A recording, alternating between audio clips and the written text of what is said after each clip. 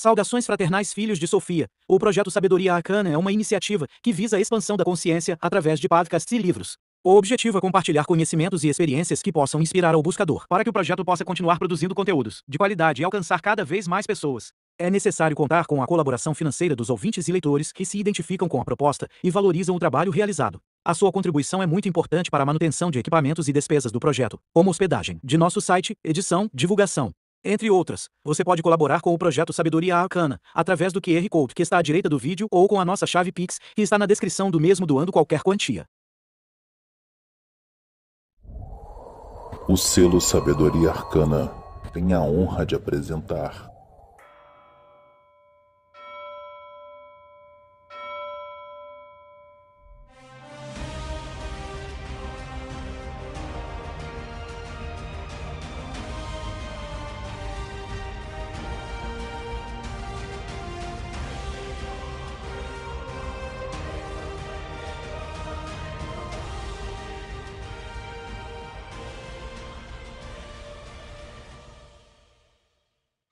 Olá, descendentes da sabedoria das eras, saudações fraternais. É um prazer estar aqui com vocês de novo, mais uma vez, no nosso podcast Sabedoria Arcana.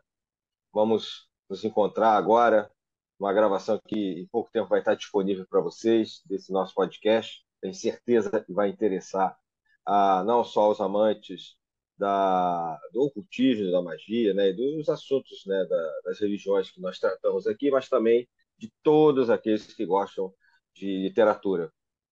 Só lembrando que o nosso podcast Sabedoria Arcana é também um fruto de um projeto mais amplo, chamado Projeto Sabedoria Arcana, que visa divulgar o conhecimento arcano por meio de livros, cursos, vídeos e, claro, esse mesmo podcast. Aí convido também a todos para aproveitarem e visitarem o nosso site www.sabedoriaarcana.com.br, além das nossas outras mídias. Nós temos Instagram, Facebook e até mesmo TikTok agora. Então, quem puder nos visitar e acompanhar as nossas novidades, vai ser um prazer. Então, saudações arcanas. Como eu disse, estou aqui com meu querido amigo e irmão, Pablo Bispo dos Santos. Tudo bem, Pablo? Tudo Dá umas ótimo, palavrinhas aí pra gente. perfeitamente. Primeiro, agradecer mais uma vez pelo convite, em poder me dirigir a esse público, poder continuar fazendo parte desse projeto, que é um projeto nascente e que em curto espaço de tempo ele vem agregando opiniões e não somente, ele vem agregando pessoas de qualidade, né? A nossa preocupação principal não é produzir em série, tanto que nós temos um episódio por mês, e nem tampouco participar daquilo que eu costumo brincar, dizendo que é o esoterismo de consumo. Então, nós não É isso estamos aí. criando um esoterismo de consumo, etc. As pessoas não têm que ficar gastando dinheiro para adquirir isso. E hoje, eu estou aqui mais uma vez, estou até aqui com uma camisa homenageando. Já já o Adilho vai falar a respeito, né, do personagem. Uma camisa homenageando esse que é um dos grandes nomes, não só da literatura, da ciência, mas também um grande místico mundial. Então, saudações Com fraternais, certeza. saudações arcanas e pronto para começar. Isso aí. Nós vamos falar hoje, né? E mais uma vez, tenho certeza que nossos ouvintes, como você colocou aí dentro dos nossos objetivos, né? Vão gostar de um camarada muito conhecido, que ficou muito conhecido aqui no Brasil também, no mundo todo, pelos filmes, O Senhor dos Anéis. Nós vamos falar sobre o John Tolkien, John Ronald Tolkien, o famoso Tolkien que colocou aí pra gente, né, Silmarillion, o Senhor dos Anéis, que acho que a parte talvez de uma trilogia aí dos filmes que ficaram mais conhecidos, e depois também a partir dos livros que foram traduzidos e disponibilizados aqui em português. Porém, obviamente, é uma literatura mundial. A gente tem falado muito de personagens, né, como nós falamos do Gaston Bachelard, que, aliás, é um podcast que já está publicado, né? Foi publicado em abril, se não me engano, março, abril, agora de 2023, né? E que tem uma certa relação até com o que a gente está falando hoje. Sim. Então, a gente tem falado de alguns personagens, pois essas biografias têm muito a ver com as tradições, né, da história das religiões, das religiosidades, que é parte do nosso objetivo, de levar essa informação. Então, muitas das vezes a gente trabalha ou com um ou dois personagens, como a gente já fez em outros podcasts, e traz a tradição que vem junto, ou fala de uma tradição e traz os personagens. Então, vamos falar do Tolkien. Para isso, eu tenho certeza que nosso querido Pablo tem bastante experiência e trilhou uma jornada aí, um caminho muito interessante que passou bem perto não só do Bachelard, como a gente já falou, mas do Tolkien, né? E aí já faço a primeira pergunta para você, que é a Vamos lá. mais óbvia. Quem foi, né, o Tolkien? Como é que você o conheceu e Perfeito. qual, assim, como é que você vê esse personagem, né? Perfeitamente. Além do cinema, vamos dizer assim. Claro. Vamos lá, eu vou começar pelo fim, Adílio, porque apesar de também ser professor, né, ter passado pelas licenciaturas, eu acho que eu devo ter faltado muitas aulas de didática, então às vezes eu começo pelo fim, né? O Tolkien, eu posso dividi-lo entre a imagem projetada do Tolkien e o Tolkien, que é o que a gente vai trabalhar, certo? A imagem projetada é o quê? É o Peter Jackson, que criou os 3 filmes do Senhor dos Anéis, e muitas pessoas pensam, assim como acontece com Robert Howard, né, que as pessoas confundem o Conan com o Schwarzenegger portando uma espada gigantesca, né? Eu diria que há muito mais do que o que os filmes mostram, muito embora os filmes tenham sido belíssimos, não tem nada a opor aos filmes. Por isso eu quero iniciar convidando as pessoas a lerem os livros do Tolkien, porque ali tem muito, mas muita coisa interessante e que não está nos filmes. Então, tirando a imagem projetada do Tolkien, o marketing que foi feito em cima do Tolkien, né? Temos jogos, camisas. Eu mesmo estou usando uma camiseta aqui para homenagear o ilustre John Hill Tolkien, né? Fala da Exato. camiseta depois, que é interessante. Perfeito, eu vou falar daqui a pouco. Tem até uma curiosidade. Eu trouxe essa camiseta de propósito porque tem uma curiosidade aí, uma coisa que é do contexto da época que o Tolkien vivia, né? Sim. Então Tolkien é um homem que ele nasce no fim do século XIX, que como nós sabemos foi uma época muito produtiva, né? Fim do século XIX, começo do século XX, nós temos aí muitos revolucionários em vários aspectos, muitas pessoas inovadoras, revolucionárias nascendo, e nós temos um gênio chamado John Hill Tolkien, que tem uma formação acadêmica muito sólida. Ele trabalhou tanto com a história antiga, filologia, linguística e literatura comparada. Só para começar, assim, isso é só para iniciar, essa é a entrada, né? Entre outras coisas, ele foi professor catedrático, né, que é o posto maior que se pode atingir dentro da Universidade de Oxford. Mas ele não trabalhou só em Oxford.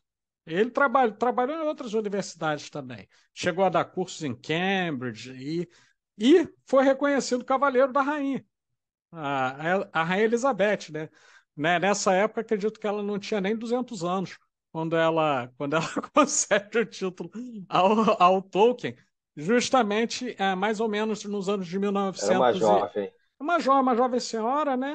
Ela concede esse título ao Tolkien logo após a década de 50, comecinho dos anos 60, ela concede o título de cavaleiro ao Sir John Ronald Reuel Tolkien, né? Ou JRR, se a gente preferir, né? É importante, antes de eu começar a ir mais a fundo nessa biografia, deixar registrado algo que salvaguarda tanto o nosso ouvinte quanto quem vem a compartilhar o que está sendo dito aqui, é que todos os direitos autorais pertencem ao filho do John Tolkien, que é o Christopher Sim. Tolkien. E então aqui eu quero deixar registrado que nós não estamos fazendo nenhum tipo de apropriação da obra, do espólio de seu pai, mas sim discutindo e debatendo essa obra de forma livre, de maneira que não será disponibilizado aqui, por exemplo, nenhum trecho de livro, nenhum livro inteiro ou nada disso. Torna-se importante dizer isso porque houve alguns problemas... Nem de filme. Nem de filme. Houve alguns problemas, né? Essa camisa é devidamente licenciada, eu estou muito tranquilo, né? Por uma loja aí que tem ligação.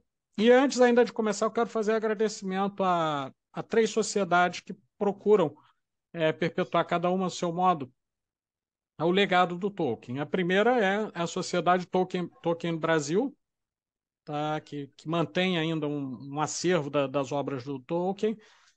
Quero congratular também o Fórum Valinor, que desde 2002, se não me engano, 2001 a 2002, quando a internet ainda não era o que é hoje, ela disponibilizava pela internet tudo que é relativo ao Tolkien que fosse de domínio público, que não tivesse sob a salvaguarda de nenhum direito autoral, etc. E por último, mas nem por isso menos importante, eu quero fazer um agradecimento a vários autores do campo acadêmico também que pesquisaram não só a vida, mas elementos da obra, que alguns eu vou citar ao final, e que tornaram possível, por exemplo, que a gente fizesse esse podcast hoje. Bom, seguindo então, sim, agora voltando para o começo. Eu tenho alguma relação indireta com Tolkien, até do ponto de vista iniciático. Posso dizer, sem nenhuma sombra de dúvida, isso que eu estou dizendo agora é informação que pertencia à extinta Ordo Draconiana. O Tolkien, ele foi o último grau dentro dessa ordem, e ele gerenciava um dos círculos. Havia vários círculos, o Bachelard era um deles, Robert Howard era outro, o Alfred North Whitehead era outro, e o Tolkien também era um desses que estavam no último grau da Ordo Draconiana. Pois bem, quando eu ainda estava nas fileiras da Ordo Draconiana, que é uma ordem neotemplária, né, conforme existe até um vídeo que eu fiz falando a respeito, meu mestre conhecia escritos do Tolkien por conta da relação muito profícua entre o Tolkien e o Gaston Bachelard, já mencionado aí nesse podcast. E o Tolkien se caracterizava por duas coisas. A primeira, que eu poderia dizer para iniciar a conversa, é que ele era um homem profundamente devotado aos estudos e à ciência e, ao mesmo tempo, com um senso de humor e ironia muito finos. E dois, o Tolkien se caracterizou por produzir algo que, para ele, era muito, à época, muito controvertido, especialmente se nós considerarmos o campo intelectual inglês dessa mesma época. O que era? Numa época em que a Inglaterra estava tomada não só por um certo cientificismo e também pela ideia de que toda e qualquer obra deveria seguir rigorosamente padrões literários estabelecidos, etc., o Tolkien veio com uma obra absolutamente diferente, inovadora, trazendo elementos místico-filosóficos e religiosos num encadeamento similar ao de construção de um mundo próprio. O conjunto da obra do Tolkien, boa parte dele, está reunido numa obra que não está disponível no Brasil, mas que congrega não só o que vem a ser O Senhor dos Anéis, mas um monte de outras publicações, chamada de Legendarium. Isso é uma obra rara, inclusive. Mais uma vez, os direitos hoje pertencem ao seu filho, né, o Christopher Tolkien, mas é algo que eu fiz uma cotação, assim, curiosamente, fui curiosamente pensar quanto que é isso. E achei 400 euros, tá? No local que eu achei mais barato. Achei por 400 euros usado, né? Mas eu diria que se fosse 1.000 euros, ainda assim seria um valor justo, porque se trata de alguma coisa em torno de 4.200 páginas e com muita informação. Para construir esse universo, o Tolkien foi contra o campo intelectual de sua época, contra o campo literário de sua época e contra o campo científico que ele participava. Porque imaginem vocês, toda uma tradição do empirismo inglês, toda uma tradição do realismo inglês, ele dentro da academia e ele começa a trabalhar numa perspectiva mitológica. Agora, para complicar ainda um pouco mais, para tornar ainda mais excêntrico esse empreendimento enorme que ele consegue levar a cabo, em boa parte, existe até um livro chamado Contos Inacabados, que o filho o Christopher reúne, que são obras que o Tolkien não teve tempo de continuar, não teve tempo de completar, né? Mas, assim, ele ainda diz o seguinte: eu não sou um escritor, eu sou um tradutor. Eu estou traduzindo coisas de um outro mundo que tem relação com o que vocês todos conhecem como o mundo dos contos de fadas. E eu estou simplesmente traduzindo coisas. Então, imaginem vocês alguém que se lança dessa maneira no campo intelectual e consegue sucesso, né? Ele é o que o Pierre Bourdieu chamaria de trânsfuga, né? Alguém que sai totalmente, né, das normas do campo e consegue se estabelecer como referência. É mais ou menos assim. Como introdução, acho que a gente pode colocar essa primeira característica do Tolkien, né? Sim, Primeira. sim. Que é já por si só é Sim, interessante, né? Esse sim, conhecimento introdutório dele, né? sim, E eu acho curioso porque ele nem faleceu há tanto tempo assim, né? Ele faleceu nos anos 70, acho que foi em 73, né? Com 80 e poucos anos. sim. E é bem contemporâneo, né? E posso estar enganado, mas acho que antes da época do filme aqui do Senhor dos Anéis, né, da questão Sim. dos hobbits, acho que ele não era muito conhecido no Brasil, acho que mais na Europa Não, mesmo, não. talvez na Não, Inglaterra, né? não, bem pouco conhecido. Inclusive, tem uma versão em desenho do Senhor dos Anéis, ele ainda não havia falecido, que, olha, ninguém deu bola nenhuma, né? É, Narrando tudo, ninguém quis saber, exatamente, né? exatamente. E é interessante que ele foi para a Inglaterra cedo, né? Mas ele era da África do Sul. Eu achava que ele era Exatamente. inglês, mas não, é da Não, África não, do sou Sul, né? africano. Sou africano Sul-africano. e vai para a Inglaterra, onde para ele foi muito interessante, porque inclusive ele poderia produzir com mais liberdade, né? Sim, Na África do Sul havia toda uma situação muito complicada, né? De discriminação é, social e regimes ditatoriais, esse negócio todo, né? Então, é mais ou menos por aí. Ah, e acho que para começar, essa é a introdução, né? é. Você acha que, assim, daria como a gente fazer um contexto histórico, cultural, Claro, assim, vamos lá, que a gente pudesse perfeito. entender ainda? Você já fez um pouco, né? Mas para Sim, aprofundar um pouco mais, para a gente chegar na característica da obra geral do claro, Tolkien. vamos lá. Olha, imaginemos o seguinte: alguém que começa a trabalhar pesado, né, produzindo essa obra nos anos 30, onde ele estabelece uma amizade muito grande com Gaston Bachelard e com Uhum. aqueles outros três que eu citei, tá? Que eu vou chamar, eu vou dar um nome que não era o nome, tá certo, iniciático, mas para que as pessoas possam entender, era de um círculo dracônico, digamos assim, certo? O Certo. último grau da Ordem Dracônica de um círculo dracônico.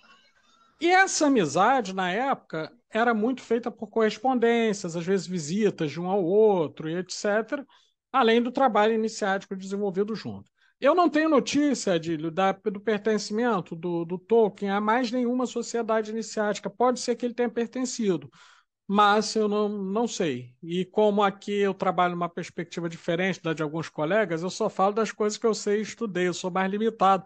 Tem alguns que têm uma capacidade fabulosa de falar do que não conhece e do que não estudaram. Eu sou mais limitado, eu só Exato. consigo falar do que eu vi, conheci, etc. Então, é, tem uma característica que é muito importante. Ele vai produzir, sim, e ele vai produzir até 73. Então, imagina, o cara começa nos anos 30, vai até 73, fazendo muita coisa, porque ele está trabalhando na academia, ele tem estudos linguísticos muito profundos sobre o nascimento da língua inglesa e da relação dessa língua com as suas origens dos povos célticos, os povos nórdicos, aquele caldo de culturas que hoje nós chamamos de Reino Unido, mas que não era. Você sabe disso muito É. bem, né, Gil? Era muito partido. E ele, inclusive, tem um trabalho sobre runas nórdicas que é referência até hoje. Então, ele tem uma formação como linguista, tem estudos de filosofia muito profundos. E aí acontece a Segunda Guerra Mundial. Na Segunda Guerra Mundial, ele é chamado para trabalhar na, na Marinha Inglesa. Ele vai servir na Marinha Inglesa. Não foi para o fronte, por conta, obviamente, né, do fato de ele não ter esse treinamento militar, etc., mas ele trabalhou administrativamente ali, ao que aconteceu, por exemplo, com o Pierre Bourdieu mais na França, né? Na Guerra da Argélia. Bourdieu foi mandado para o front. Bachelard, né, ninguém encontrou ele para o alistamento, né? Ele não estava lá. Mas, assim, de todo modo, o Tolkien permanece alguns anos lutando no front, tá? Ele ficava na retaguarda, serviços administrativos, etc., mas estava no front, presenciando os horrores da guerra. E na correspondência com o Christopher, que estava, obviamente, preocupado com o pai, com a família, ele começa a escrever algo muito diferente. Ele começa a pegar aqueles escritos acadêmicos e se dedica a transformar, ou a traduzir, como ele diz, isso num mundo diferente a partir de uma aventura, que se inicia com o objetivo de ser uma história para distrair o filho.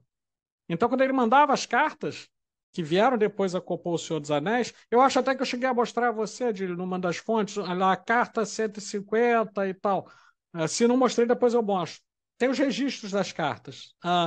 Ele vai mandando as cartas, e aí, quando a gente lê, por exemplo, O Senhor dos Anéis, a gente percebe que ele tem uma diferença grande em relação ao Silmarillion, por exemplo. Tem um outro tom, já vou falar a respeito, né? Um outro tom diferente. Ele tem mais um tom de aventura, de romance ali no Senhor dos Anéis, porque ele estava escrevendo para o filho, né? Que ele não queria ficar o tempo inteiro falando para o filho os horrores da guerra que estava acontecendo, né? Lembrando que o filho morava em Londres, e Londres foi bombardeada. Então, percebamos aí que se entrelaçam duas dimensões, né? É o pai de família preocupado e, ao mesmo tempo, o grande escritor que está ali traduzindo, como ele diz, né, esse conhecimento. Essa é uma obra que, ao ser completada, ele está fazendo, está escrevendo, e ali eu vou relembrar algo que eu já disse no podcast sobre Bachelard, né? Ele, inclusive, pega inspiração em alguns amigos. Quem conhece a obra vai ver, por exemplo, que o Elf Elrond é muito parecido com o matemático Alan Whitehead, no sentido de ser uma pessoa, né, meio de poucas palavras, de decisões assim firmes, né, com a cabeça de matemático, né? No momento que ele está calculando as invasões possíveis a Rivendell, que no Brasil foi traduzido como Valfenda, não me perguntem por quê, quem fez essa tradução, mas e aí ele está lá calculando, não, mas precisamos calcular bem quem é que vai levar o anel, etc. Ele está falando do Whitehead. Ele pega e está se referindo num dado momento ao Bachelard e aí ele pega e faz o Gandalf, né? E conforme já visto, veja o podcast do Bachelard, não vou. Quem não viu, veja, vocês vão entender por que eu estou falando isso. O anão Gimli, ele está se referindo ao Robert Howard, porque tinha um trabalho muito grande sobre bárbaros. E aí ele coloca o anão Gimli, que tinha todas as características de bárbaro, né, que era apresentado como um sujeito meio grosseiro, assim, meio durão, né, se referindo ao Howard, que imortalizou o Conan, né, que eu relembro, por favor, quem for estudar, quem for ver Conan, lembre que o Conan não é o Schwarzenegger portando uma espada. Aquilo é só um ator. O Conan é mais do que isso, tá? Então, ele pega inspiração nos amigos, ele pega inspiração em vários elementos e ele vai traduzindo para esse mundo que ele está o tempo inteiro afirmando na obra que existe e que, vez por outra, alguém vai até lá, sonha nos sonhos, mas ele não pode trazer para cá tudo como foi visto para que esse mundo aqui não se destrua. Pois as coisas que são vistas lá seriam extremamente perigosas ao trazer para cá. E aí, como elas chegam? Elas chegam sob a forma de contos de fadas, elas chegam sob a forma de histórias como a que ele está fazendo. Então, esse contexto de produção atravessa também os anos 50 com a publicação do Senhor dos Anéis e se tornou extremamente vendido.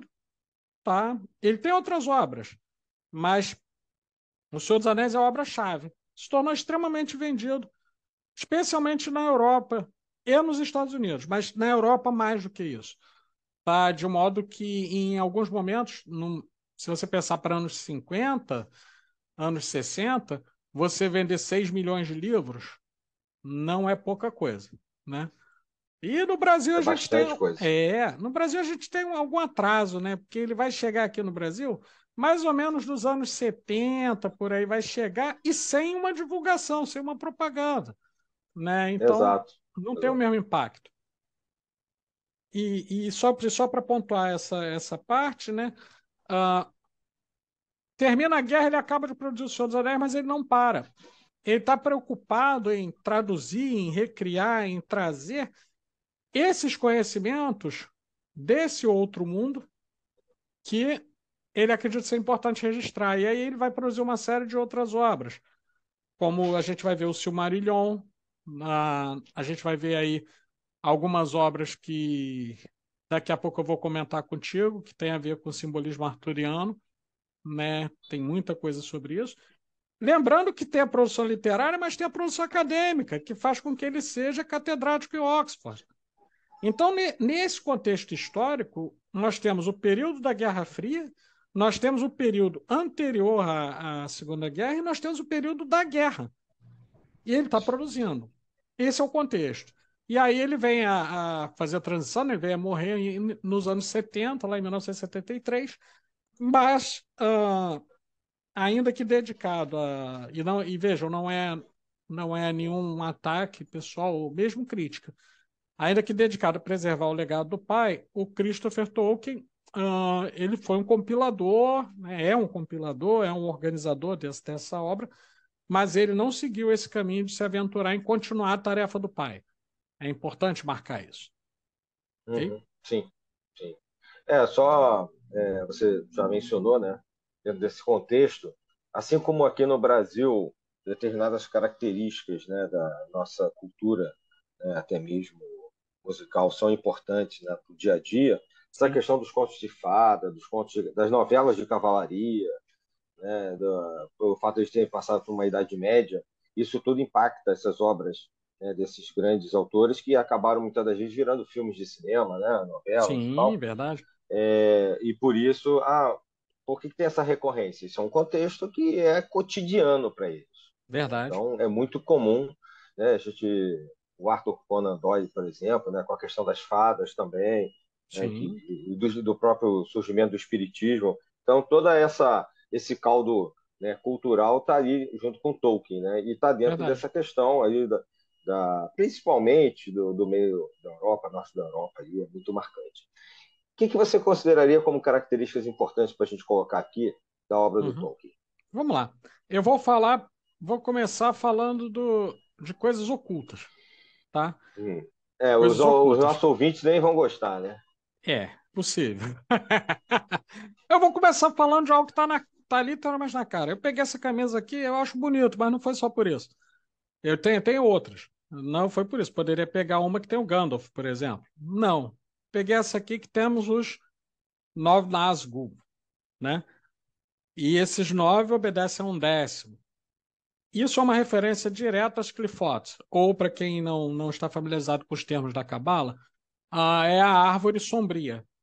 É a árvore, se a Seferia dirá, é a árvore da vida, que vai em rumo ao indevassável infinito, né, que a gente vai chamar de céu muito mal e pobremente. Essa é a árvore que desce para os reinos inferiores. Tá? Então, ele associa esses 9 como os 9, né? Os 9, cada um associado a uma Qliphothes, tá? Quem manja de cabala vai ver que quando você vai estudar os espectros do anel, como ele vai chamar, cada um tem uma característica parecida. O 10º não aparece, por quê? Porque se aí estou falando de cabala, tá? Um conhecimento não tão iniciático, e esse pode ser encontrado em qualquer lugar. Não precisa, né, ter uma formação iniciática para isso, mas o primeiro nível, que é chamado de Keter ou coroa, é inacessível, é incognoscível, tanto para baixo quanto para cima. Então, é o mal inconcebível, então não aparece aqui. Nós temos 9, não 10, né? O 10º é o Sauron, né, no Senhor dos Anéis, que não tem forma corpórea. Olha aí mais uma vez. Não tem forma corpórea e quando ele aparece, aparece como um olho de fogo posicionado num determinado lugar lá numa torre. E assim mesmo é a forma que ele usa, ele não tem forma corpórea. Mas esse aqui tem uma forma quase corpórea, né? Mas o interessante é o seguinte, esses que são 9 reis decaídos, que ele vai dizer, né? Pertencem a um reino que ele vai chamar de Angmar, que foi um reino destruído na transição para o que seria a Terra-média, que é onde se passam os eventos do Senhor dos Anéis. E olha o nome que esses caras aqui têm. Eles têm o nome de Nazgûl, que na pronúncia é Nazigûl. Ele está se referindo aos nazistas mesmo. Ele está dizendo, não. E mais, na língua inglesa se fala Gaul, né? Aqui nós falamos Gol, né? Ou carniçal, que é uma tradução que eu não considero muito boa, mas para se referir a um tipo de demônio que vivia em cemitérios, né? Profanando corpos, ou mesmo atacando as pessoas com a ênfase em consumir aqueles corpos. Por quê? Ele está comparando esses nazistas às pessoas, a esses demônios, por quê? Porque muitos deles, nas maldades que faziam com os judeus, profanavam os seus corpos, faziam experiências de morte, como Josef Mengele, por exemplo, que foi preso. E aí, uma característica que é importante, quem vai estudar O Senhor dos Anéis, por favor, estudem, né? Quando forem estudar lá, tem uma parte importante em obras que vai falar dos Nazgûl, né? Eu vou falar de um, senão a gente ia ficar um podcast só falando de Nazgûl aqui, né? Mas assim, vou falar de um. O rei dos bruxos de Angmar não é outro que não o mentor intelectual e, de certo modo, espiritual do Hitler, que era o Himmler. Sim. Então, ele, além de ser um espectro do anel, esse que está portando a espada aqui, era um camarada que possui um alto conhecimento de magia. Então, na obra, ele possui um conhecimento parelho com o do Gandalf, Saruman e outros magos que estão ali, e era um espectro. Ali ele está falando dos nazistas, claramente. É uma parte oculta. Está falando de nazismo, está falando de cabala, né? E está falando de magia. É interessante quando a gente vai ver algumas coisas que estão codificadas. Vou dar outro exemplo. Esse não no Senhor dos Anéis, para a gente não ficar só no Senhor dos Anéis. Quando nós temos o Silmarillion, que, aliás, para mim, honestamente, é das mais bonitas obras que eu já vi de literatura, porque ela consegue reunir tanto mitos de criação quanto histórias que vão aí para o romance, etc. Eu vou chamar de literatura, o Tolkien chamaria de obra traduzida, né, de obra iniciática, etc. Vou deixar no ar, tá? As pessoas tirem suas conclusões. Mas existe uma canção, a primeira parte da obra é chamada de Ainur Nindane, né, que é a canção dos Ainur, ou a canção dos sagrados. Dentro dessa obra, ele vai dizer que o mundo é criado, os sagrados são criados no primeiro momento, e olha aí a analogia, a canção é o equivalente ao verbo no cristianismo. Quando lá em João 1:1 você tem lá. E no começo era o verbo, e o verbo estava com ele desde o início, né? Então você tem a canção, né? A primeira coisa que surge é a canção, e a canção cria os 9 sagrados. Quer dizer, não são 9 sagrados, desculpa, tem mais do que isso. Eu lembrei dos Nazgûl, tem mais sagrados. São 12 sagrados, alguma coisa. São 12 sagrados, exatamente. E um desses sagrados se revolta. Ele passa a dar atenção ao vazio, que ele achava que o Criador não tinha dado atenção, se destaca dos demais e quer produzir a sua própria canção. Quer produzir a sua própria criação. Acha que não foi suficiente. Qualquer semelhança com toda a ideia e, de certo modo, até alguma mitologia, se a gente for considerar um John Milton, por exemplo, da queda de Lúcifer, está colocada aí. Porque o sagrado, cujo nome inicial era Melkora, ele possuía um pouco das energias de cada um dos sagrados e era o mais poderoso deles. E ele tenta se revoltar. Quando ele tenta fazer essa revolta, criando uma outra canção, o criador o bane para fora, né, para as trevas exteriores, e ele já não é mais chamado nem de Melkor mais, ele é chamado de Morgoth, o inimigo do mundo. É exatamente, né? Se a gente olhar, tem uma influência grande aí do cristianismo, né? Da ideia judaico-cristã, né? Por assim dizer. Outra curiosidade dos caídos, né? Dos caídos, aquela exatamente. questão dos caídos e tudo mais. E que outras mitologias pegam também. Exato. E ele passa a ter guerra eterna. Ele passa a ter uma guerra eterna com a criação. E o Sauron foi um dos que foram influenciados, né, se juntaram a ele desde o início. Por isso que o Sauron no Senhor dos Anéis ele é chamado de Senhor do Escuro, mas o Senhor do Escuro era o mestre dele, que já estava banido, não podia se manifestar, mas ficava lá, né, dando os conselhos, né? Lembrando aqui para quem gosta de quadrinhos, é parecido com um quadrinho de alguns anos atrás, em que o Duende Verde assume a Secretaria de Segurança dos Estados Unidos, e aí você vai ver que é o mentor espiritual dele, tá Loki atrás dele com um chifrão, assim, falando para ele fazer as coisas. Então, é um pouco parecido com isso. De todo modo, uma outra curiosidade, só para fechar esse pontinho, nós temos Eru, também conhecido como Ilúvatar, que é uma divindade que só o Tolkien conhece, esse Ilúvatar, né? Tanto que ele vai presidir um círculo chamado Os Filhos de Ilúvatar. E aí já falei demais, né? Dentro lá da Ordem Draconiana. Mas o primeiro nome, Eru, é muito parecido com o nome africano do Deus Criador. Você vai ter, numa primeira versão, especialmente mais ao sul, né, ali ao Chad, onde hoje é o Chad, etc., nos cultos africanos que vieram da origem ao candomblé, etc., você tem Oru. E aí, o nome secreto do Gandalf, ele tem um nome secreto, né? Para quem leu lá, vai ver que ele se chama Gandalf numa determinada região da Terra-média. Ele tem um nome secreto. O nome dele é Olorin. E Olorin é muito parecido com o Olorum africano, mas que já cultuado no candomblé. E não candomblé e umbanda. Aí você pensou, mas como é que é isso? Será que ele estudou isso? Provavelmente. E ele está fazendo referências, né, para trazer. Outros aspectos ocultos. Os dragões. Na obra do Tolkien é cheio de dragão. Cheio, né? Cheio deles. E ele apresenta os dragões sempre numa dualidade, tá? E aí eu explico. Vou dar alguns exemplos poucos para não ficar aqui, senão a gente ia ter que fazer talvez um dia a gente faça um podcast sobre dragão. Não tem problema, mas assim. Seria interessante. Seria bacana, né?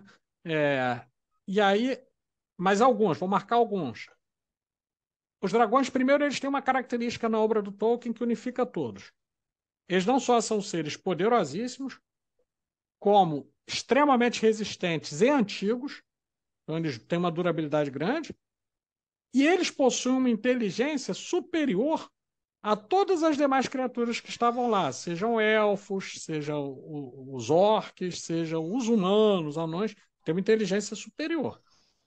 E um poder de convencimento do que vai se manifestar através dos olhos. Quem olha para os olhos do dragão é obrigado a dizer a verdade, não tem jeito, ele força o sujeito a dizer a verdade.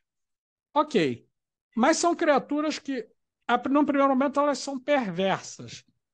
Mas todas elas, nos diálogos, seja no livro Os Filhos de Húrin, em que nós vamos ver o confronto do herói, por assim dizer, Turin Turambar, com o dragão Glaurunga, ele sempre vai dar uma escolha àquele que está sendo confrontado, de se render ou de ser destruído. Sempre vai fazer isso. Nós vamos ver isso mais recentemente, para quem acompanhou. O filme O Hobbit, vai aparecer lá o dragão Smaug.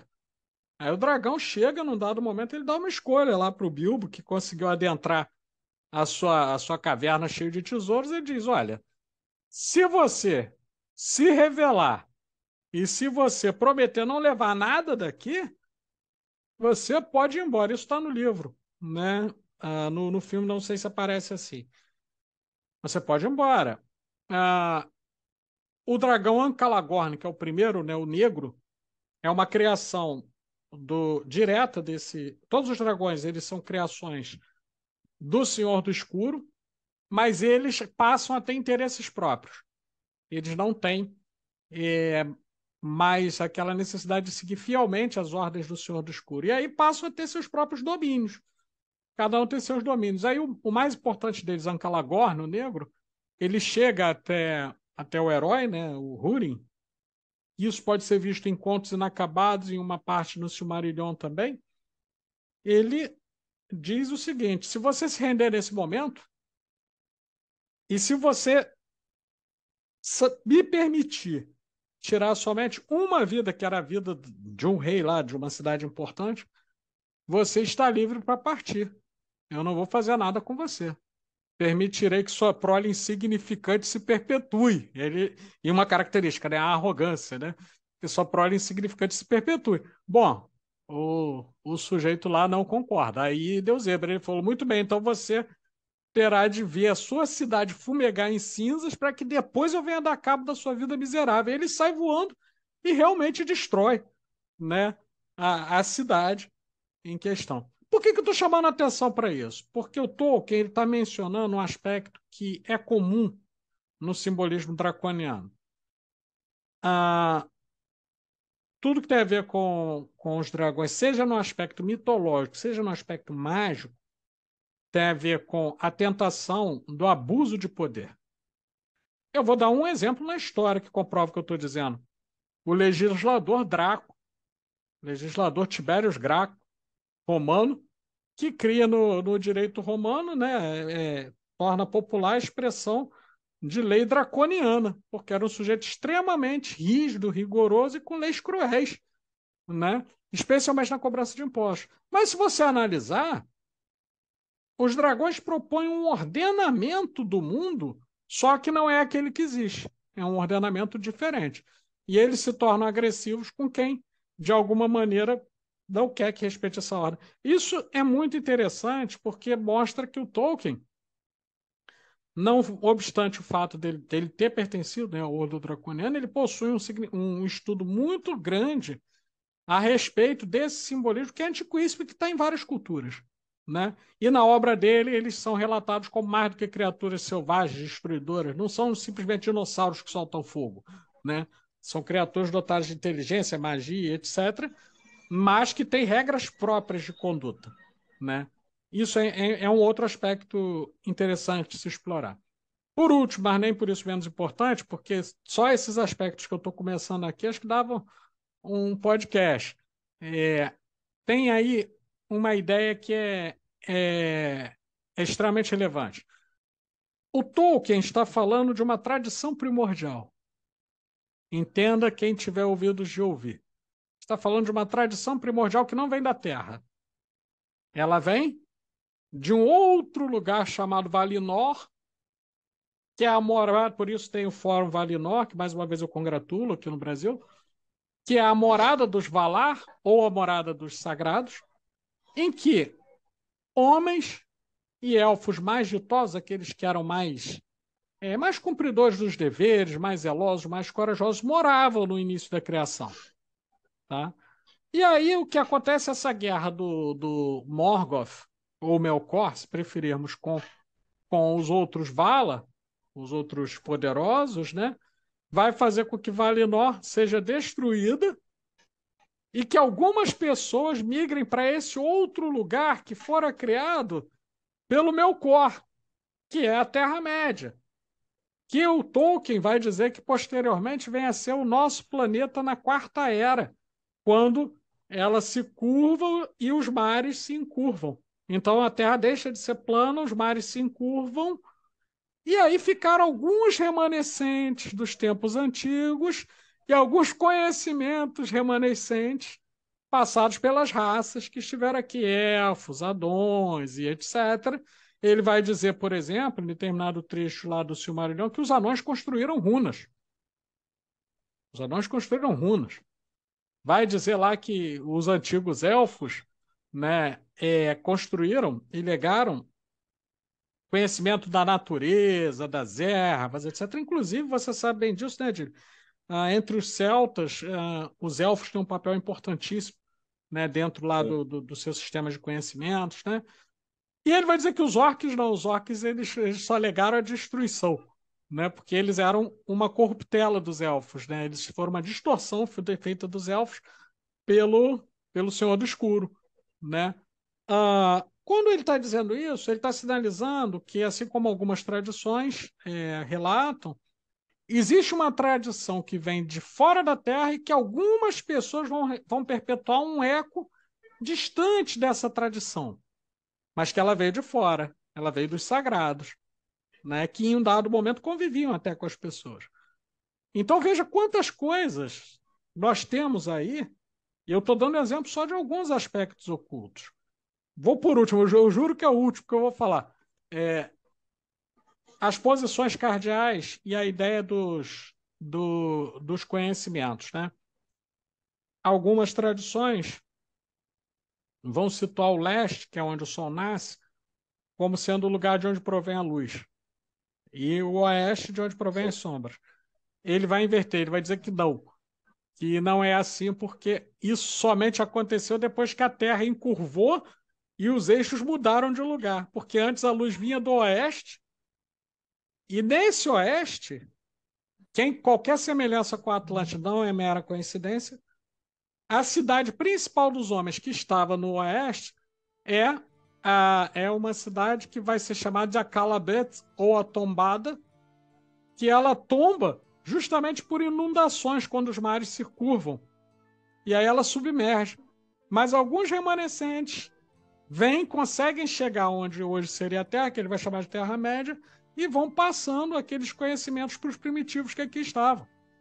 Então, a gente olha assim e pensa, pô, esse cara não é bobo, não. Ele sabia um monte de coisas aí iniciáticas, né? Sem dúvida. E muita coisa, né? Por aí. Ele é um compêndio de várias tradições e ele amarra Sim. muito bem, né? Você Muito vê aí bem. a questão da queda que você mencionou, né? Do druidismo também, né? A queda que o próprio Martinez Pasquali coloca lá, de Queda forma do muito homem. parecida no martinezismo, né? No Tratado da Reintegração dos Seres. Aí você Sim. cai nos gnósticos, na antropogênese, na cosmogênese, na teosofia, né? Aí você falou aí dos mares, né? Sim, sim, Das exatamente. raças, da Atlântida. Então, ele consegue amarrar muito bem vários aspectos dessa sabedoria arcana, né? Dessa Sabedoria tradição arcana. primordial, né? E coloca como se fosse uma história, um romance. Mas Verdade. é extremamente profundo e faz uma remissão a uma antiguidade, né? Quase que imemorial da própria humanidade dessa tradição, né? Que é Sim, justamente o que a gente vem discutindo, né? No nosso trabalho, verdade. nosso projeto aí desde 2016. Né? Sim. Uma parte desses aspectos que você colocou em termos de tradições, e por um acaso, inclusive, a gente já tem podcast a respeito, né? Sim, sim. Sobre vários desses aspectos. Então, se os ouvintes quiserem, né? E costurando também, para poder se aprofundar mais, é interessante, né? Ler sobre esses aspectos que você está Bastante. colocando. Né? E Então, de uma certa lembrar. maneira, Sim, fala. sim. Não, não, claro, por favor.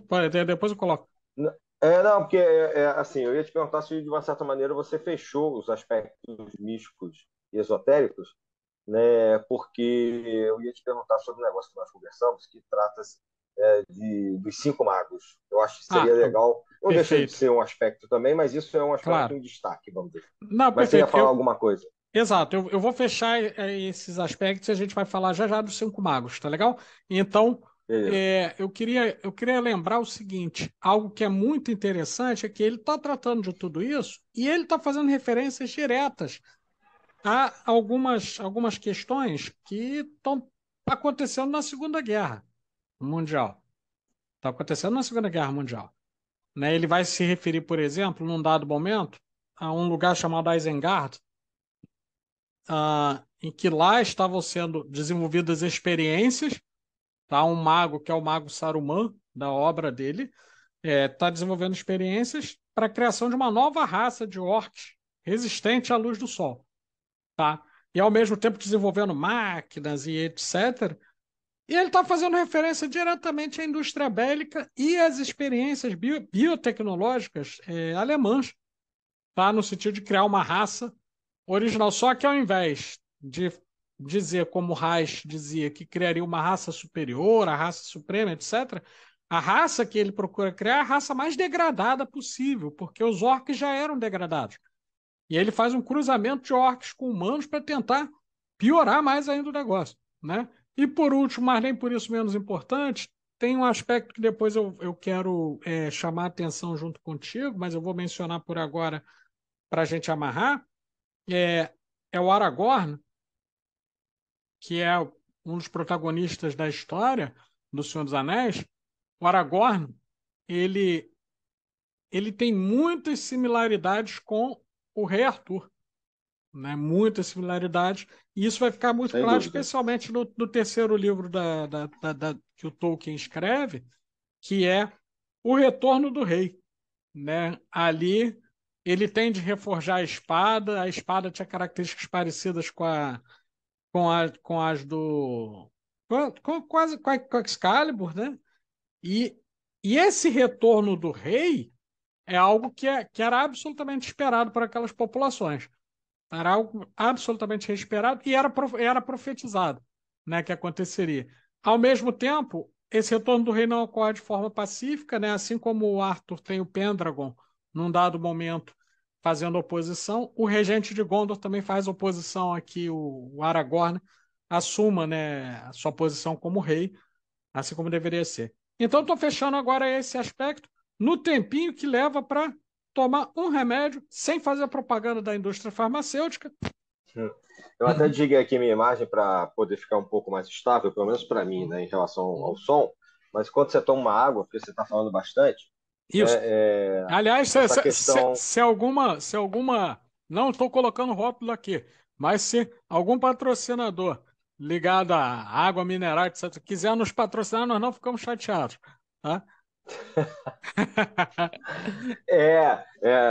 Nós não temos patrocínio nenhum, né? A Nenhum, gente nenhum. trabalha a Não, moda a antiga. gente paga para trabalhar, na verdade.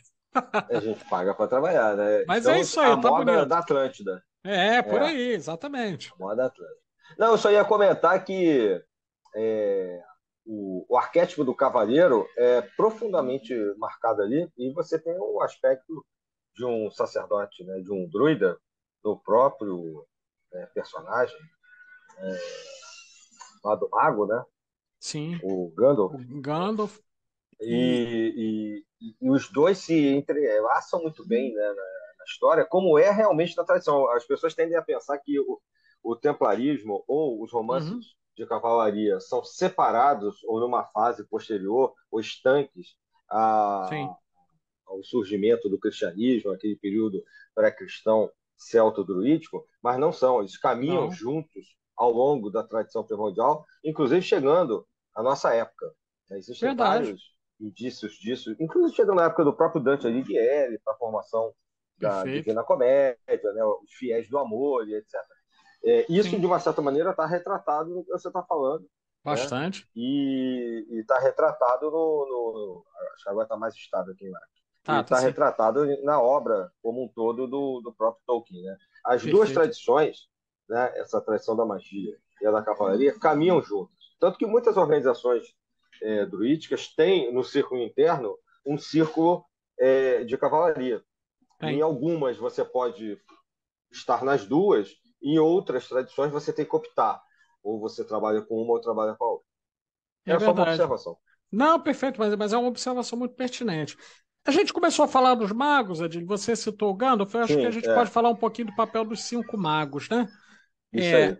o Tolkien vai se referir a cinco magos que são enviados dos sagrados, cada mago estava ligado a um dos sagrados, tá? Se você pensar no Gandalf ou Olorin, você vai ver que ele tá ligado a um Valar chamado Niena, que era um sagrado que era a Consoladora. A gente poderia traduzir como a Consoladora. Olha aí, mais uma vez, uma referência à Virgem, né?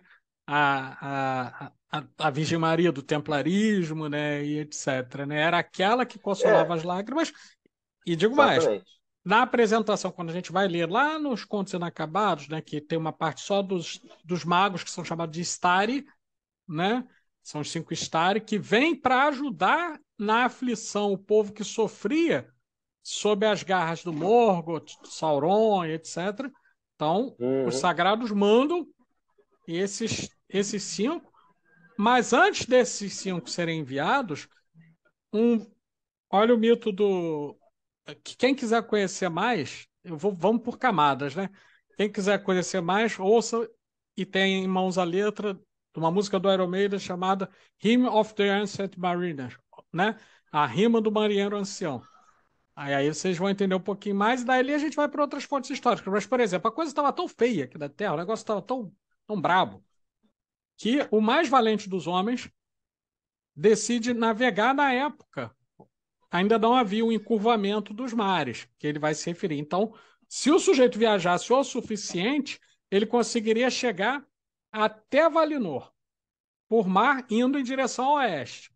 Tá? Mesmo Valinor com problemas lá, ele decide sozinho, esse marinheiro chamado Erendil, ele vai, e quando ele toma essa decisão, uma estrela guia aparece mostrando para ele como é que ele faria para chegar até Valinor.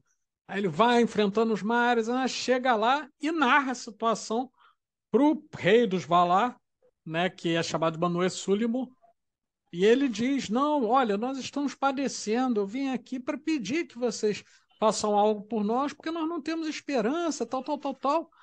E aí ele diz: você vai ficar aqui conosco, você já ganhou seu lugar em Valinor, mas nós vamos enviar para vocês 5 Maiar, ou espíritos intermediários, como a gente poderia chamar, né? Ou avatares, se a gente preferir.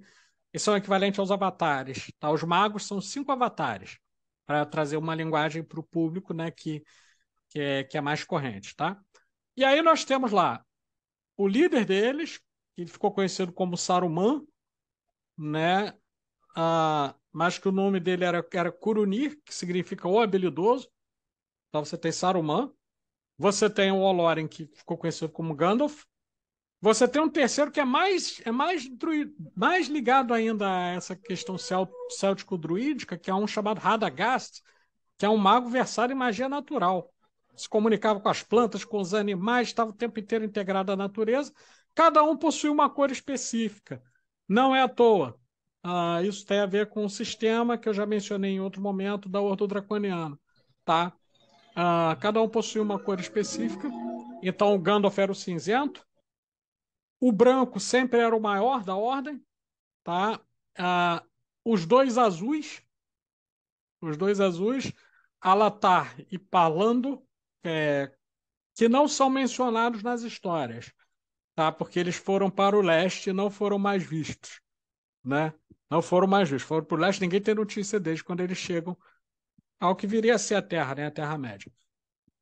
Então, os 3 principais chegam, né? O Saruman, no primeiro momento, vem como sendo bom, tá? E a principal habilidade dele, tem até artigos acadêmicos falando a respeito desse arquétipo. Posso até mostrar depois para a galera falar a respeito. O Saruman tinha não só um conhecimento muito grande de magia, por ser o branco e ser a soma de todas as cores, como ele tinha um poder de influenciar as pessoas através da voz. A voz do Saruman era algo que a pessoa ouvia, mas não estava hipnotizada. Ela ia concordando, porque tudo que ele falava parecia muito sensato, parecia muito correto, e a pessoa sentia que tinha que concordar. Parece muito o que alguns políticos fazem hoje. Parece muito o que algumas pessoas fazem hoje. Né? O cara tá falando a coisa mais. Não, olha. Poxa, gente, quem não vai querer, por exemplo, uma sociedade segura? Cidadãos de bem possam andar com suas famílias nas ruas. É o que todos queremos. Mas, infelizmente, as pessoas más precisam ser tratadas como merecem. Precisam ser tratadas na bala. Nós precisamos pegar esses bandidos todos que estão nas escolas aí, falando aí suas doutrinas falsas, criando geração de bandido, de vagabundo. Esses aí tem que ir para o xadrez. Você não quer ir para o xadrez? É só não roubar, é só não matar, é só não estuprar, que você não vai para o xadrez. Quando você ouve um discurso desse, parece, dependendo de como for, que é tudo muito lógico. Poxa, é um sujeito que está defendendo a sociedade, quiçá a terra. Quando você vai analisar nas minúcias, fora dessa aura do orador, você pensa, mas espera aí. Quer dizer, se todo mundo estiver dando tiro, será que esses que estão dando tiro não vão acabar virando assassino também? Mas espera lá, será que realmente você vai aplicar a mesma pena ao sujeito que furtou um pedaço de queijo quanto ao sujeito que praticou um latrocínio? Será que é isso? E aí você vai vendo que é um discurso furado. Só que ele não estava se referindo a esse personagem insignificante ao qual eu transliterei parte de discurso, eu nem vou mencionar o nome. quando é criado o Saruman, ele estava se referindo ao Hitler, aos discursos do Hitler no Terceiro Reich, que não tinha pé nem cabeça, mas as pessoas achavam que era aquilo, né?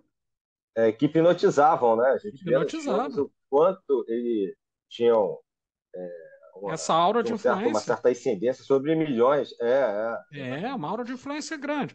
Então, por isso o Gandalf lá no Senhor dos Anéis vai advertir o seguinte, num dado momento que, inclusive o sujeito lá entrou em guerra com Sauron, ele queria, o Saruman se achou tão poderoso que achou que ele poderia, ele virar o Senhor do Escuro, né? Ele poderia ter o anel, aí, só que deu errado o negócio, né? Porque o Sauron deu uma coça nele antes de chegarem os heróis lá, né? Então a Isengard estava toda destruída, aí me chega na história, né? Isso é importante porque para a gente entender essa dinâmica dos cinco magos, tá o Gandalf liderando a comitiva. Tinha o Aragorn, tinha o Gimli, tinha outros, quem quiser vai ler lá o Senhor dos Anéis, vai ver direitinho quem era.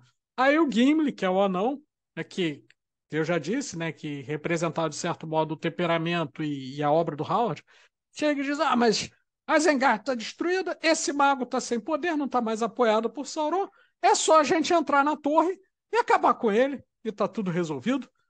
Aí o Gandalf, com ponderação e calma, diz assim, vocês estão muito enganados. O principal poder dele não foi perdido, e é o mais perigoso de todos.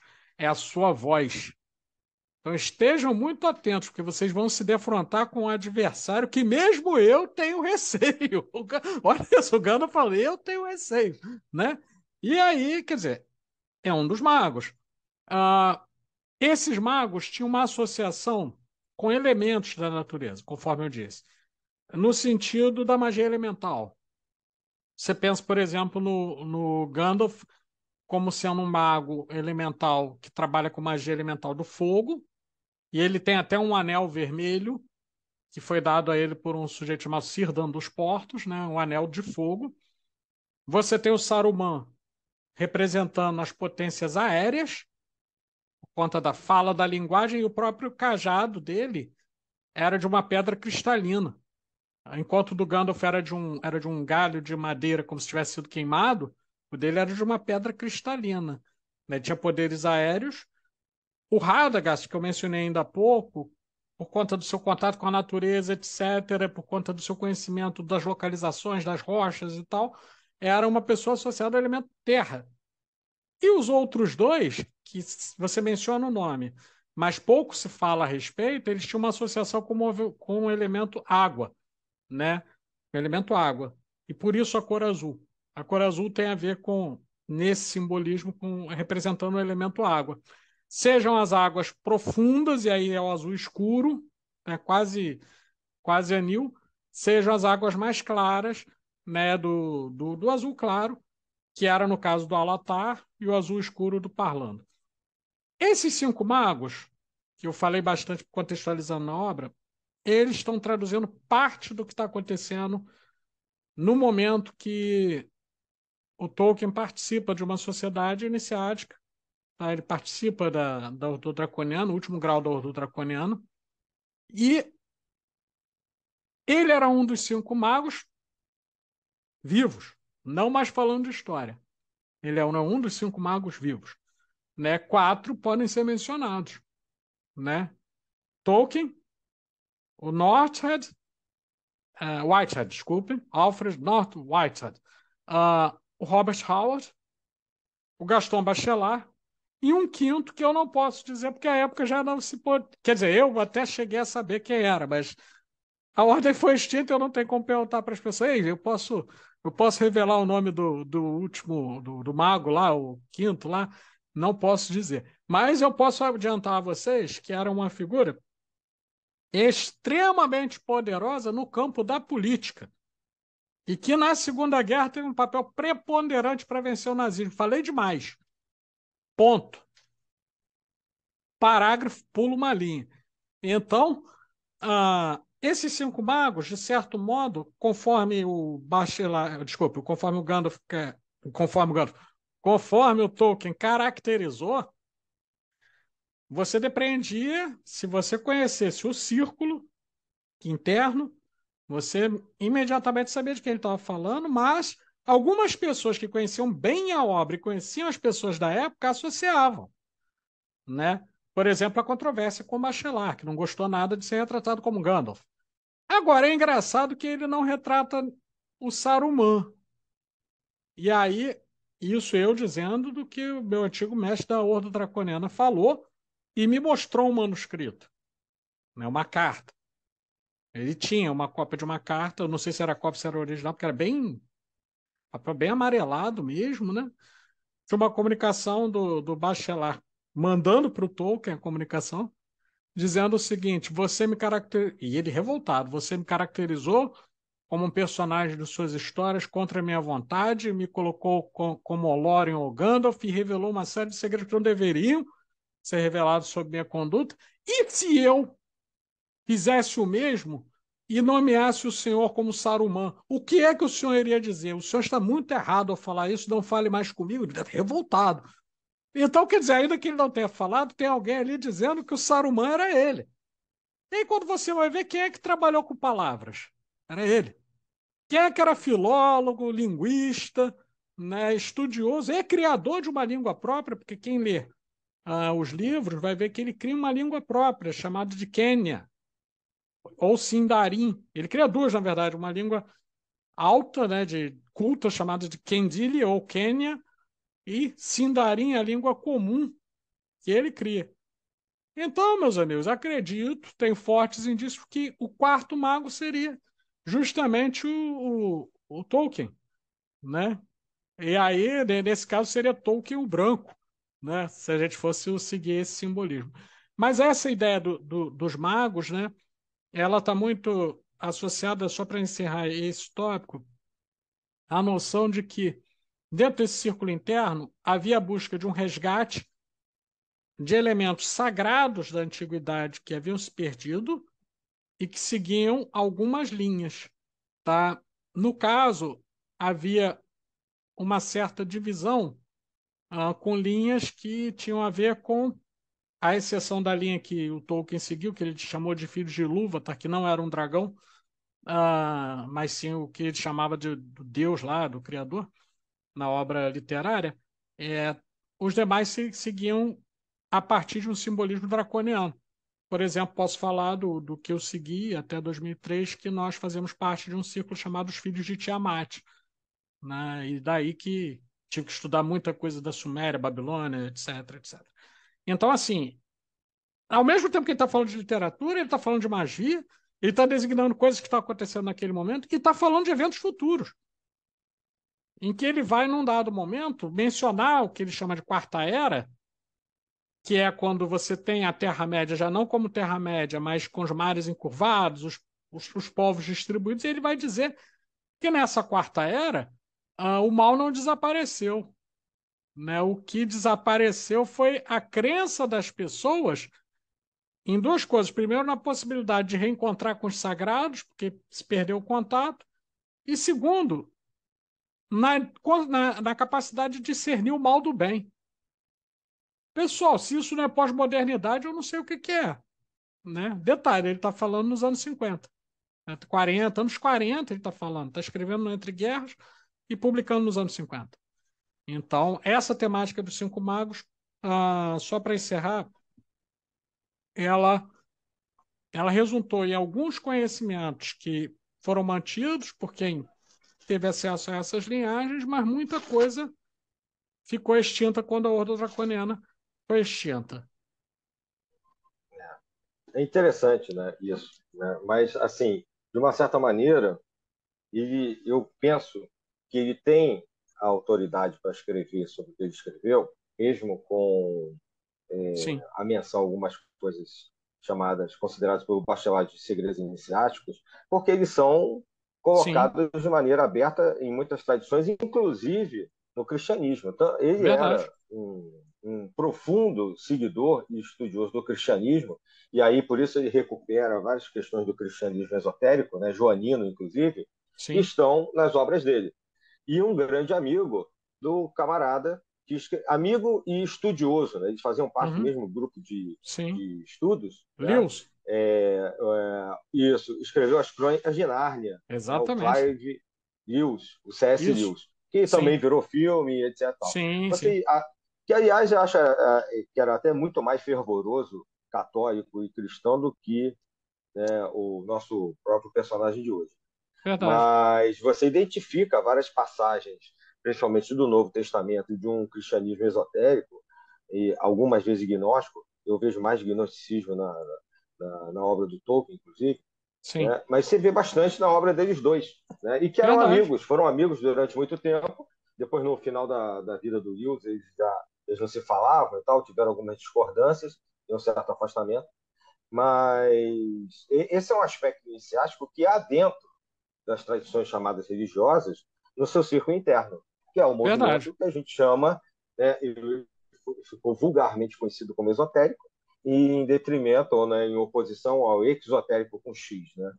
E o Sim, que ele está sim. fazendo é isso. Né? Ele está romanceando aquilo que vários outros também já fizeram, ao longo de vários. Existem, a gente podia citar aqui 500 outros, né, Irmão do Terceiro Grau, né, e tal, 500 outros Sim. romances mais ou menos populares que também colocam muitas questões iniciáticas, né? Zanoni, etc. Bom, Muitos. assim, não sei se você quer colocar mais algumas coisas, mas dentro Tem. do que a gente tinha pensado em Aham. conversar, não sei se você quer colocar algum aspecto a mais, Tem um. né? Tem um E aspecto que eu quero, mas não que eu deixa de quero. dar as sugestões de leitura Não, para não, gente. não. Eu vou Você colocar ficou esse de dar. aspecto, vou te perguntar algumas, algumas coisas e ao mesmo tempo, vou trazer as sugestões de leitura, tá? Então, a primeira coisa que eu queria dizer é o seguinte: uma obra dele que não foi tão badalada, que é escrita no fim dos anos 30, ah, é a obra dele sobre Gawain, o Cavaleiro Verde. Né? E Uhum. ali ele está trabalhando diretamente com a narrativa arturiana. Ele tem um outro livrinho que esse é pequeno, tá? Que ele tenta fazer uma crônica do Rei Arthur, Crônicas do Rei Arthur, tá? Ele vai fazer, vai trabalhar e etc. Mas o interesse dele, ele coloca o Rei Arthur meio como pano de fundo, porque o que ele quer, o que ele está preocupado é discutir se aqueles elementos arturianos eram históricos ou somente mitológicos. E só por fazer isso me parece já alguma coisa muito interessante, né? Então, assim, você vai ter ali Sem dúvida. elementos para desenvolver, né? E aí eu converso contigo no seguinte sentido. É, o trabalho dele como linguista, como pessoa que está estudando a história do povo inglês, né? Está estudando os mitos arturianos, etc., o colocam também nessa vertente, certo, Adílio? Ele pode ser também considerado, talvez, um, um importante autor dentro dos estudos célticos, druídicos, arturianos, não? Sim, ele é considerado, inclusive. Sim. Né? Dependendo do ponto de vista que você adote a linha de pesquisa para tratar do pensamento céltico, né, da cultura celto-druídica, se você entrar lá na parte da religiosidade, né, desse Uhum. povo, esse sacerdote, se você entrar pela questão da literatura, tem que passar pelo Tolkien. Porque, na verdade, ele faz um feedback com essa literatura que funda as novelas de cavalaria, que são Sim. importantes também para se entender o surgimento, a estrutura, não só da língua culta atual da Inglaterra, mas da própria Itália, que a gente chama de Itália hoje. Né? Sim. Porque esses romances de cavalaria que ele estuda do século XII, né, são aqueles romances que dão essa visão cavaleiresca que a gente vê hoje, não só popularmente aí nos filmes, nos cinemas e tal, mas nos romances mais posteriores de cavalaria, a partir do século XIV, XV, XVI e tal. A morte de Arthur, Excalibur e etc. Sim. Porque existem diferenças entre esses romances. E ele vai estudar isso, ele vai pegar algumas dessas diferenças, que às vezes são de estilo, às vezes são de como trazem a história, né, Perfeito. da própria existência do Arthur, por exemplo, que Aham. já era considerado na época dele um personagem histórico do século V, VI da nossa era. Ok. E como isso foi colocado na literatura, é a parte que ele entra com o estudo linguístico. E aí ele recupera isso.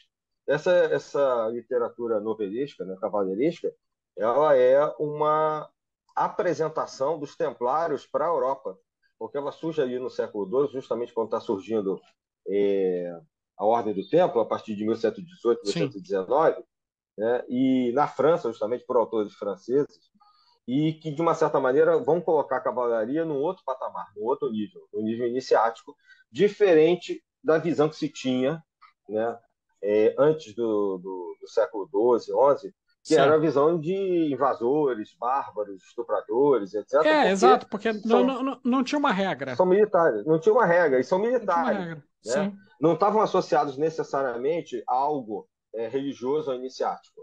Então, perfeito. os templários impactam, junto com algumas outras ordens de cavalaria, mas os templários têm um impacto no ideal europeu muito maior, né, do que o pessoal da ordem do hospital, ou Sim, sim. posteriormente os teutônicos e tal. E isso vai para a literatura e o Tolkien vai pegar esse feedback, né, vai pegar esse Verdade. estudo da literatura e vai trazer para Sim, ele. Aí você sim. falou aí do Aragorn, da Aham. questão da espada, né, da associação até com os elfos, por exemplo, que Sim, também são guerreiros ali, né? é verdade. Eles são E guerreiros e sacerdotes ao mesmo tempo, né? Eles dominam a magia e sacerdotes. são guerreiros, né? Como o Gandalf, né? Você vê que o Sim. Gandalf, Ele tem uma espada chamada principalmente, Glandring e tem o pois é, cajado dele. exatamente, Aliás, ele é a várias união dos dois tradições são aspectos. assim. É, várias Exatamente. tradições Isso magísticas, né? aí. Nós temos o cajado e a espada E a sendo espada. usados. Exatamente, Exatamente. né?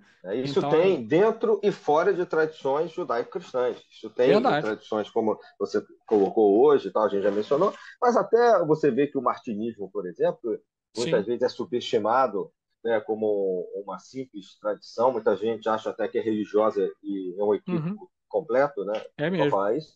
Ele lida nos seus símbolos também com a espada e com outros elementos da própria cavalaria, ao mesmo tempo que lida com tradições místicas judaico-cristãs. Perfeito.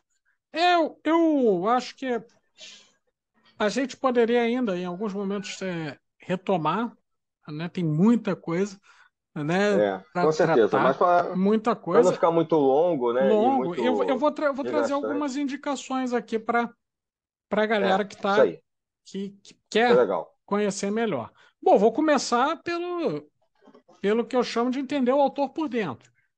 Hoje em dia, a galera querendo consumo rápido e fácil do conhecimento, vai para o comentador.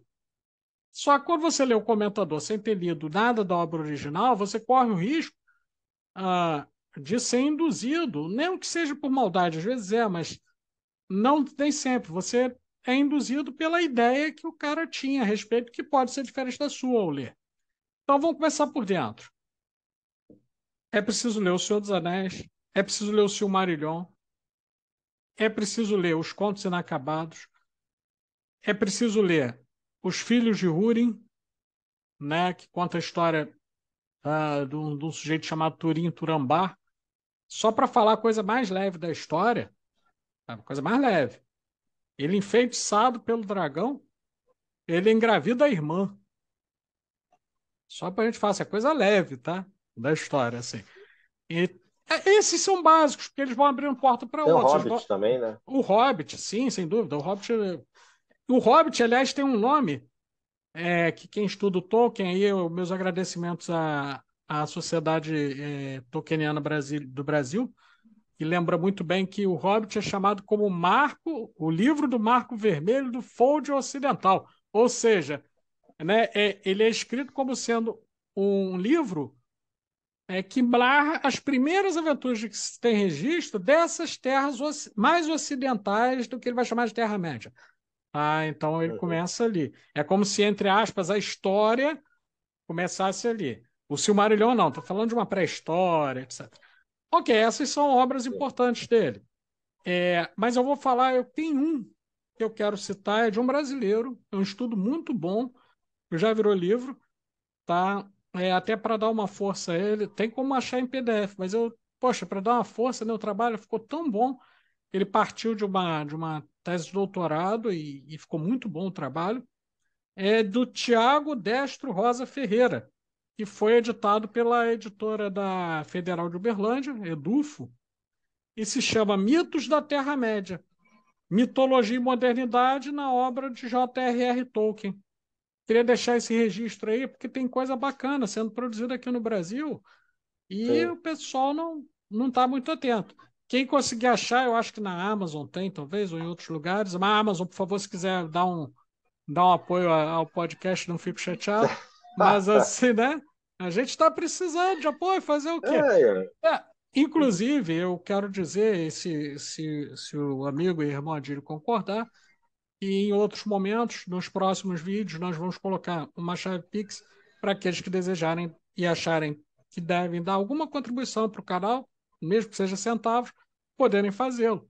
Porque o nosso canal ainda não atingiu o nível de poder ter aquele recurso do YouTube chamado Valeu, que é a partir de 1.000 pessoas. Você clica lá no Valeu e aí entra umas moedinhas para apoiar o canal.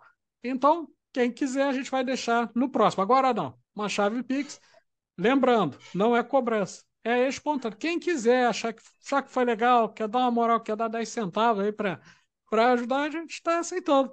Beleza? E aí, entendi. vamos lá. Vamos pensar nisso, vamos pensar Vamos nisso. sim, vamos sim. É, Vamos sim. é isso aí.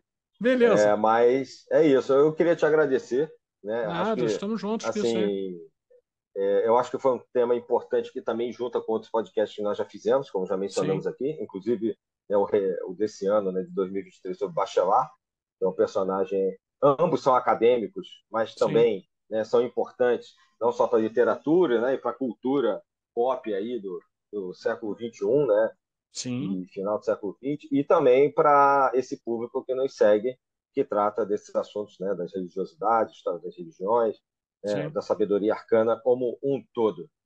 Perfeito. Então, vou deixar agora contigo aí a palavra para a gente partir já para as considerações Perfeito. finais e já pensar no próximo programa nosso. Perfeito. Então, bom, eu quero mais uma vez agradecer por poder participar, poder conversar aqui com vocês todos. Quero deixar minhas saudações fraternais, minhas saudações arcanas e convidar a vocês a estarem conosco, né, e verem os próximos podcasts e se aprofundarem na obra do Tolkien até para terem uma opinião consolidada que, num dado momento, pode até ser divergente da nossa. Nós não temos problemas com isso, tá? E agradecer mais uma vez, né, reiterando que só foi possível ter esse quantum de informações organizadas devido a esses colaboradores que eu mencionei no início, a começar pelo filho do Tolkien, né, o Christopher Ronald Hill Tolkien, e no Brasil o Fórum Valinor, de discussões sobre a obra do Tolkien e a Sociedade Tolkieniana do Brasil. Pessoal, saudações arcanas, um forte abraço em vocês. É isso. Quero agradecer mais uma vez ao nosso querido Pablo, agradecer sempre aos nossos ouvintes que dão sempre retornos, né, fantásticos para a gente, em todos os sentidos, e deixar o meu abraço e as saudações arcanas para todos. Um abraço, até a próxima.